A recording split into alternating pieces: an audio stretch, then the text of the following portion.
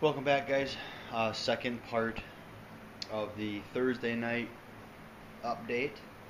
I didn't get quite as far as I wanted to. I didn't get all the welding done. We got about three-quarters of it done, which is good. It's too late to keep welding. Um, I always like to sit around about half an hour or so um, after my last weld just to make sure that nothing's going to start smoldering and light up on me.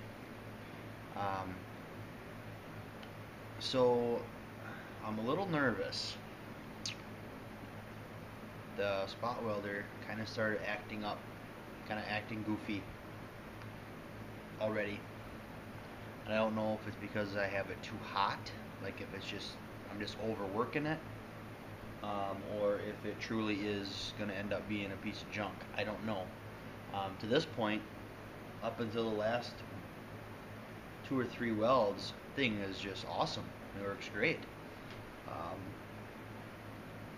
but I'm still within warranty, so it's not a big deal. Um, but I shut her down for the night. You can see I got it on a stand there in front of a fan trying to cool it off.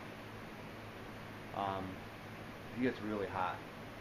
And what I noticed was when I was welding with it, when I first started using it, you could tell it had a good connection or a good ground because the whole machine would kind of go, it would kind of almost vibrate a little bit.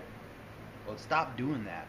It'll still get the metal hot and it'll turn a cherry red, um, but it doesn't seem to be actually fusing the metal together. So maybe I just have a ground issue in that particular spot, which I'm just going to walk away from it tonight instead of abusing the machine to the point of making it junk. But I got all of the butt welding done. There's a few little minor touch-up wire feed spots that I'll have to do.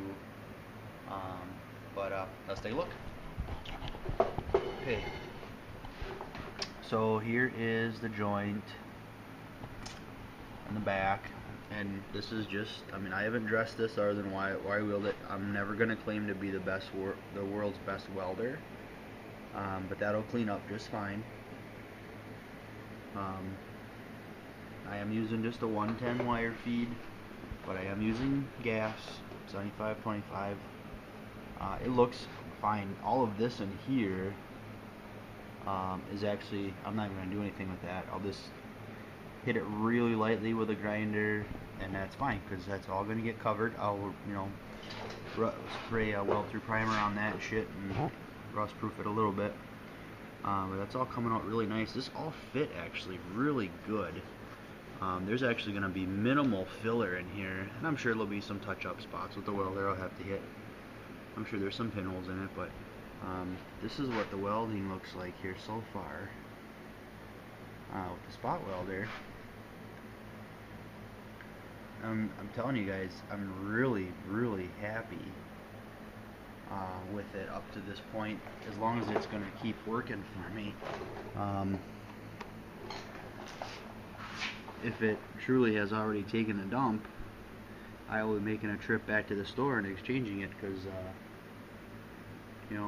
some of you guys warned me that, hey, some of these electric products from Harbor Freight are hit and miss.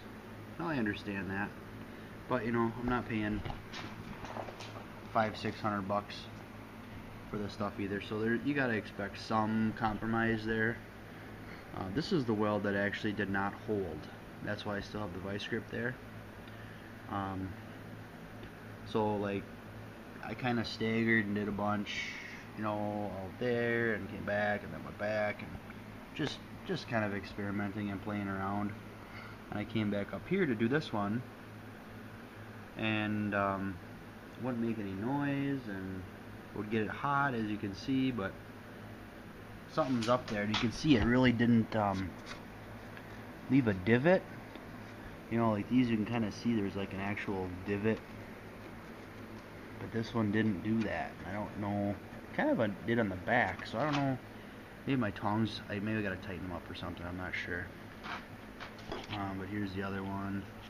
That turned out really nice, actually. There's kind of a bigger gob here that'll have to, I mean, all this is going to have to be ground down. I mean, obviously it's not going to get left like that, but everything turned out really good. I got a plug weld to do in the bottom yet there, and a couple little plug welds where I had screw holes. But I'll wait to do that after I've got all of this ground down. Then I can fire up the welder one last time for this side or this part of the project until I get to the cab corner. So yeah, I really hope the welder actually works, because to continue without it, I would have to take that roto-broach bit and actually cut holes where I want them on the whole bottom, and touch up on the top here, and actually do a regular MIG plug weld. Which, whatever, I mean, that's one of my MIG plug welds right there, which was just a little bzz. So, overall, still good progress. I'm happy with the progress. Kind of see here now. This is the new inner right here, and I just gotta buzz a little weld in there when I've got everything where I want it. I have the bottom all clamped and ready to rock. I'm as satisfied with the door gap as I can be. These are aftermarket parts after all, and they are very, very sturdy, very stout, so I wasn't able to move the metal much. I kind of got, there's actually, if I take a level on this edge here, right where the latch is, there is actually almost like a crown in this part, which is messing with my door gap. But it's not rubbing. I can shove a paint stick in between there, and that'll give me enough room to still spray the Raptor and paint and not have an issue and all that gravy goody stuff. So this will be probably the last night that I work on this for a while, unfortunately. Well, it's Father's Day weekend, so have plans obviously to spend time with my dad and my father-in-law, and just spend some time with my family, and hope you all can do the same. Happy Father's Day to all you dads out there for the weekend. I've got a lot of other stuff going on next week, so I may not be out in the shop much. Very limited. I'm hoping to wrap this thing up by the end of the month, which is, I'm still a month behind schedule on stuff, and I'm thinking more and more about this crew cab that's coming in, and about how I want to attack that. Whoa, I just fell over. And how I want to attack that job.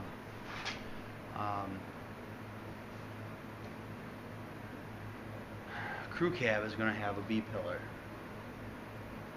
Am I going to have a fitment issue? It's just another butt joint, so it's not that big of a deal. Doors are going to have to come off regardless, and it'll be 4 big doors, which I'm not really looking forward to, but it is what it is. I can get help if I need to. He already bought the slide-on or slip-on style rockers, which would only come up to like here, which isn't a big deal, but they seem like they're gonna be short on the cab corner end. I don't believe he's actually bought cab corners yet, which isn't a big deal. That's an overnight ship. So I don't know exactly how I want to do that yet. If I want to use the slip-on style rockers that he's actually already purchased for minimal money, or insist that he buy the OEM style like this, and put in, a full replacement. Now those rockers aren't nearly as bad as what these are, with the exception of the driver's side actually has one big huge hole in it. So I'm going to plan for inners, because I've yet to see one of these where you can reuse the inners.